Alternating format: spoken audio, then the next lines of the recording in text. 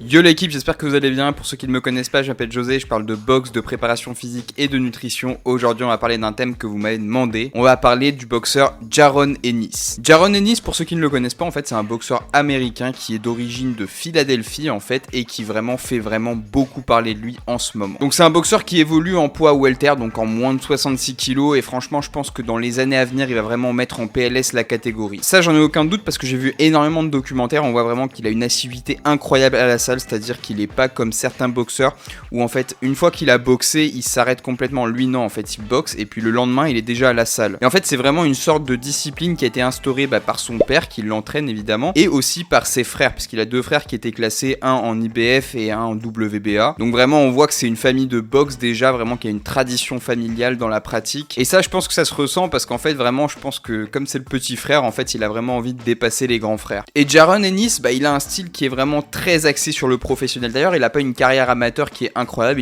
il n'a pas de participation notable aux Jeux Olympiques, mais il a quand même gagné les Golden Gloves, qui est quand même une compétition aux États-Unis qui est quand même très prestigieuse, on va pas se mentir. Donc pour ceux qui connaissent pas les Golden Gloves, c'est vraiment une compétition annuelle amateur qui se déroule aux États-Unis depuis 1923 environ. Donc si tu gagnes les Golden Gloves, c'est vraiment un titre qui est quand même très très prestigieux dans le milieu amateur. Franchement, j'ai envie de dire, c'est limite comme une médaille au JO en fait. Bon, peut-être que j'abuse, mais vraiment il y a vraiment une notion de prestige qui est attachée aux Golden Gloves. Il a aussi participé aux Olympic Trials, donc c'est en gros les qualification si je puis dire pour les Jeux Olympiques. Il a perdu contre Gary Russell et en fait après ça il va mettre un terme à sa carrière amateur après 58 victoires et 3 défaites il me semble. Et c'est qu'en 2016 qu'il va faire son début professionnel en battant Cory Muldrew, et en fait il va le faire avec la manière puisqu'il va le battre par KO au premier round. Donc ça donne déjà un petit peu le ton du style de boxe de Jaron Ennis. D'ailleurs sur BoxRec, si vous le voulez, vous pouvez le voir, en fait il a gagné ses 5 premiers combats par KO ou par arrêt de l'arbitre, donc très très rapidement en fait. Et ça dénote quand même un certain punch, une certaine force de frappe qu'il a en fait et qu'il caractérise aussi vraiment. On le voit dans tous ses combats. Vous allez peut-être me dire que bon, sur ses premiers combats,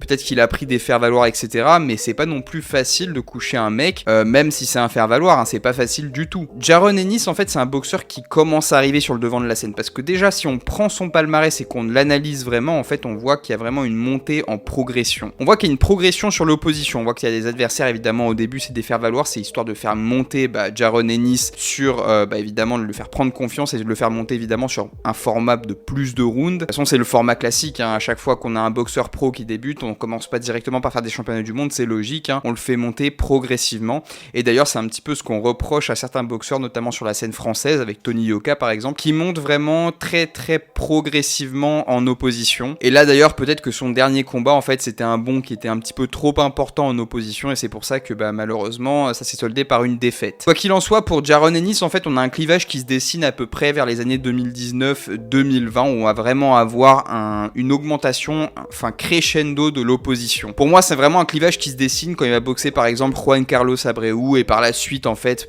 Chris Van Herden ou alors Sergey Lipinets qui est très très très solide, et à mon avis le nom le plus important sur son palmarès pour l'instant c'est quand même Thomas Dulorme qui était vraiment très très performant, notamment dans les catégories qui sont légèrement inférieures, les super légers notamment. Et d'ailleurs je souligne que contre ces boxeurs là, il a réussi à les arrêter, donc il a battu Thomas Dulorme par KO au premier round et Lipinets au 6e round, alors que pour moi Lipinets c'est quand même quelqu'un qui est très très solide, c'est vraiment un boxeur qui est dur au mal, et franchement regardez dans ses combats, franchement vous allez voir que c'est très très dur de lui faire mal. Et pourtant Jaron Ennis il a absolument aucun mal, aucune difficulté à vraiment le mettre dans le mal, à annuler complètement sa boxe, parce que voilà il faut savoir aussi que Lipinets pour la catégorie il est pas non plus très très grand, donc je vous laisse imaginer un petit peu le schéma de boxe que Ennis a mis en place. Donc évidemment le but du jeu ça a été pour lui de le tenir à distance et de lui faire extrêmement mal sur des contres puissants, et quand Lipinets arrivait à courte distance, à la distance qui était pour lui avantageuse, il arrivait avec des uppercuts et des crochets qui étaient surpuissants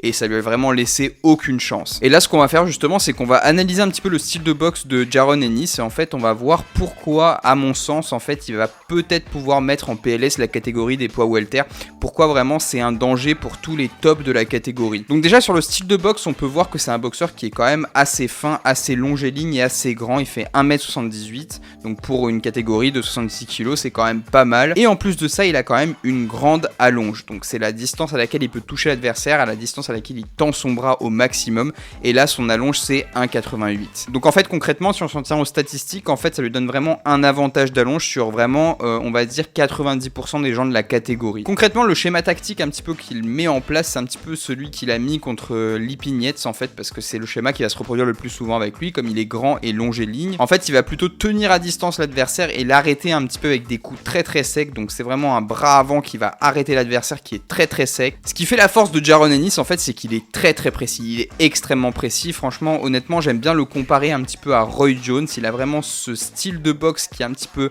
unorthodoxe, donc vraiment qu'on voit pas souvent. Par exemple, quelqu'un qui va avancer sur toi avec une garde hermétique, etc. Bah ça, on a tendance vraiment à le voir assez souvent, donc c'est vraiment quelque chose qui nous étonne plus.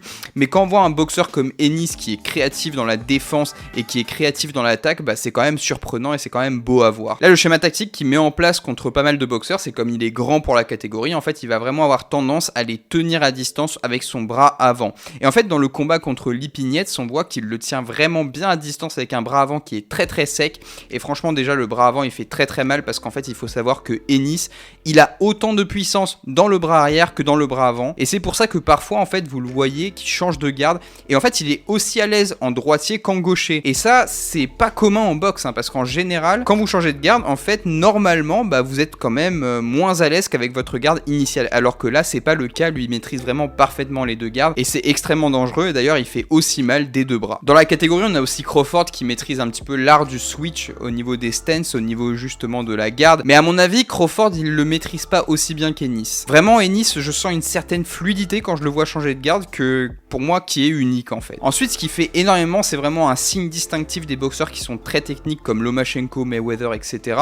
En fait, c'est cette capacité qu'il a à gérer son adversaire avec son bras avant. Il va venir le gêner, il va venir le pousser, etc. avec le bras avant, et ça pour moi c'est vraiment quelque chose qui montre du métier en fait. On voit quand Lipinets arrive sur lui, il le gêne, il n'hésite pas à le pousser, à le bouger juste avec le bras avant, et ça pour moi c'est vraiment la marque des champions. Il se fait jamais bloquer dans un coin, il reste pas dans le coin à moins que lui-même le décide, mais sinon il a une très très bonne gestion du ring et un excellent coup d'œil qui lui permet d'anticiper, de contrer très très vite les coups de l'adversaire. Donc pour moi vraiment il a toutes les qualités d'un excellent boxeur, d'un boxeur très technique, très puissant, qui peut changer de garde, qui est explosif, qui est rapide, qui est créatif dans l'attaque et dans la défense. Pour moi, Jaron Ennis, franchement, honnêtement, c'est vraiment un boxeur, un prospect très très lourd qui arrive sur le devant de la scène. Et je pense que dans les années qui suivent, on va avoir des excellents combats qui le mettent en scène et qui le mettront certainement face à des adversaires qui sont de très très bon calibre. Ensuite, ce qu'on peut dire de plus sur son style de boxe, c'est qu'il vient de Philadelphie. Et les boxeurs de Philadelphie, ils ont quand même une réputation derrière eux,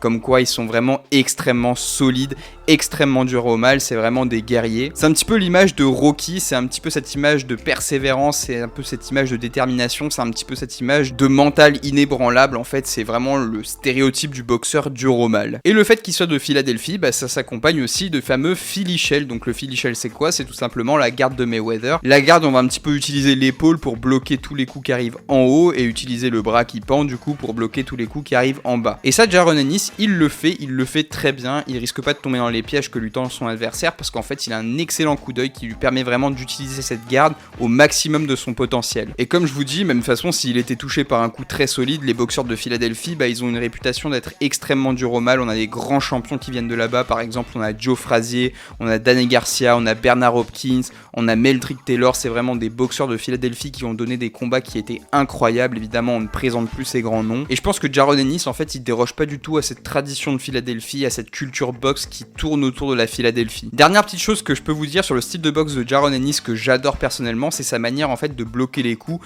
un petit peu comme ça devant, comme si c'était des PAO. Ça, c'est vraiment une manière qui est incroyable et hyper décourageante pour l'adversaire parce qu'en fait, il a jamais l'impression d'être à la bonne distance pour toucher. Parce que comme je vous l'ai dit dans pas mal de vidéos, en fait, plus vous mettez de distance entre vous et l'adversaire, plus c'est dur pour lui de vous toucher. Et forcément, si vous mettez vos bras devant, ça devient impossible, il y a un mur et l'adversaire, forcément, il doit contourner le mur ou alors traverser le mur pour pouvoir vous toucher. C'est pour ça que je vous dis souvent que le fait d'avoir une garde comme ça, traditionnelle, bien collée, bien hermétique, ça vous met peut-être plus en danger que d'avoir une garde qui est un petit peu plus décollée de votre tête. Après, chacun sa stratégie de combat, mais c'est vrai que le fait de faire tampon comme ça entre toi et l'adversaire, c'est vraiment génial, je trouve ça vraiment hyper efficace. Et d'ailleurs, en parlant d'efficacité, en fait, ces combinaisons les plus efficaces, je les ai analysées aussi, et franchement, elles sont vraiment très très sympas. Peut-être que je vous ferai une petite vidéo dédiée aux combinaisons de Jaron Ennis, quelques petits trucs pour que vous puissiez les travailler au sac, ça peut être sympa, je pense. Si ce genre de vidéo vous intéresse, n'hésitez pas à me le mettre mettre dans l'espace des commentaires, hein, comme ça j'en tiendrai compte et je la programmerai pour les semaines qui viennent. Donc ses combinaisons préférées, bon bah il y a plusieurs types de combinaisons, je vais pas vous donner en fait de combinaisons gauche-droite etc. tout simplement parce qu'en fait il change de garde et il est très à l'aise dans les deux gardes. Donc je vais simplement vous dire le coup et si c'est bras arrière ou bras avant tout simplement. La première combinaison que j'adore c'est en fait un uppercut du bras arrière qu'il met, donc de la gauche ou de la droite, et en fait il va venir mettre l'uppercut comme ça et le changer donc soit en direct, soit alors direct en crochet comme ça. Ça c'est hyper efficace parce qu'en fait vraiment on va monter la tête et puis on va vraiment toucher avec un coup derrière. Et il fait ça aussi par exemple avec l'uppercut, il met son uppercut du bras arrière, il va venir derrière avec un crochet gauche touché parce qu'en général bah forcément quand l'adversaire il est comme ça recroquevillé sur sa garde, le fait de mettre un uppercut ça lui monte la tête hors des gants et pam le crochet il arrive derrière et il le cueille direct. Deuxième combinaison que j'aime beaucoup en fait c'est le fait qu'il aille chercher directement à l'estomac avec un direct et en plus il prépare ce coup là, c'est à dire qu'il va peut-être envoyer plusieurs jabs en haut, il va t'enchaîner avec une série de jabs en fait et quand il va le sentir, pam il va te passer le bras arrière en bas et ça te touche, ça te cueille à l'estomac, ça te coupe la respiration. Et comme il a des très longs bras, des très longs segments, hein, je rappelle qu'il a 1m88 d'allonge qui est énorme, bah il peut te toucher avec ça de très très loin et franchement en fait il t'empale à l'estomac, ça fait très très mal. Et d'ailleurs il te sape aussi au corps juste avec le bras avant, franchement on le voit dans des combats, c'est abusé, genre le mec il prend le jab au corps, ça lui fait extrêmement mal. On voit qu'il a le souffle coupé limite alors que c'est en fait qu'un jab. Et dernière petite combinaison de Jaron Ennis qui est hyper efficace, c'est le crochet du bras avant et la droite qui arrive derrière. Ça c'est vraiment une combinaison que j'adore parce que vous le savez en fait le fait d'envoyer le crochet bah, ça va faire que l'adversaire hop il va ouvrir devant et là la droite qui arrive derrière ça fait très mal. Donc voilà vous voyez que c'est un boxeur qui est quand même très complet, qui a un arsenal très complet. Voilà les combinaisons que je vous ai données c'est un petit peu des combinaisons bah, qu'il envoie de manière séquencée. Quand il enchaîne les coups évidemment ça part dans tous les sens, hein. Il n'a pas vraiment d'ordre, il fait vraiment des combinaisons qui sont très variées. Et au niveau de la puissance, il n'y a rien à dire. Au niveau de, des uppercuts, je trouve que c'est un boxeur qui envoie énormément d'uppercuts et ça c'est très très bien parce que c'est pas un coup qui est très plébiscité en boxe. Et ça c'est dommage parce que je vous le dis que c'est un coup très efficace, c'est peut-être un des coups les plus difficiles à bloquer. Quelqu'un qui maîtrise les uppercuts à la perfection, franchement pour moi c'est vraiment quelqu'un de très dangereux. Donc c'est pour ça que si vous vous entraînez chez vous à la maison, à la boxe anglaise ou quoi que ce soit, je vous invite vraiment à venir travailler les uppercuts parce que c'est des coups qui sont vraiment mortels. On voit que cette difficulté à bloquer les uppercuts, même elle subsiste au très très haut niveau, hein. Même au très haut niveau c'est très difficile à les voir venir. Donc pour moi au niveau de l'arsenal qu'il a, franchement à mon avis il a vraiment les armes pour faire des combats qui sont incroyables dans la catégorie des poids welter. Peut-être pas prendre les Crawford et les Spence directement, mais je vois bien par exemple un combat contre Virgil Ortiz. En plus Virgil Ortiz si je m'abuse il est à 19 combats, 19 victoires par KO et Ennis il doit être aussi un ratio qui est 100% KO je pense, hein. Je sais plus exactement mais ça doit être pas loin. Ouais Jaron Ennis en fait il a 29 combats et 27 victoires par KO, donc c'est un palmarès qui est pratiquement parfait au niveau des KO quoi, c'est pratiquement 100% quoi. Mais après on n'a pas des noms qui sont j'ai envie de dire des hors-série, on parle pas de Spence, on parle pas de Porter, on parle pas de Terence Crawford, des choses comme ça. Et Virgil Ortiz en fait il a 18 combats, 18 victoires par KO et à mon avis c'est vraiment un combat qui a du sens parce qu'en fait ils sont à peu près à mon avis au même endroit dans leur carrière. Ils ont vraiment des palmarès qui sont pas incroyables, c'est-à-dire qu'ils ont pas des noms qui sont hors série dessus, ils ont des bons noms, je le dis, mais ils ont pas des noms comme des Porteurs, des Pacquiao, etc., etc. Et à mon avis, c'est un combat qui doit vraiment se faire avant qu'il passe vraiment sur le devant de la scène et qu'il commence à taper des Porteurs, des Spencer, etc. Et honnêtement, pour moi, je pense que ce combat, en fait, il est vraiment 50-50, c'est vraiment 50-50 des deux côtés, hein, ça tout peut arriver, vraiment, les deux ont des atouts qui sont incroyables. Virgil Ortiz c'est plutôt un style qui est plutôt classique, une garde bien haute, une explosivité qui est incroyable, une puissance de frappe aussi qui est très très développée, des désaxements, un timing qui est ouf. Franchement Virgil Ortiz pour moi c'est vraiment un boxeur qui est incroyable et qui a démonté par exemple, je sais plus comment il s'appelle, Cavalio Cas, vraiment c'est un laiton je crois qui est vraiment hyper solide, qui a livré des guerres limite même contre Crawford, il a fait une guerre de ouf contre Crawford. Virgil Ortiz l'a démonté, donc en fait il touche entre guillemets du bout des doigts le très très haut niveau. Donc ça personnellement c'est un combat que j'ai vraiment envie de voir en 2023, c'est vraiment un combat, honnêtement je donnerais mes sous directement pour aller le voir. Et franchement je pense que ça peut raviver un petit peu le peps dans cette catégorie là. Donc voilà c'est tout pour cette vidéo, j'espère qu'elle vous aura plu, si c'est le cas n'oubliez pas de mettre un pouce bleu, de vous abonner à la chaîne et moi je vous retrouve tout de suite pour une prochaine vidéo.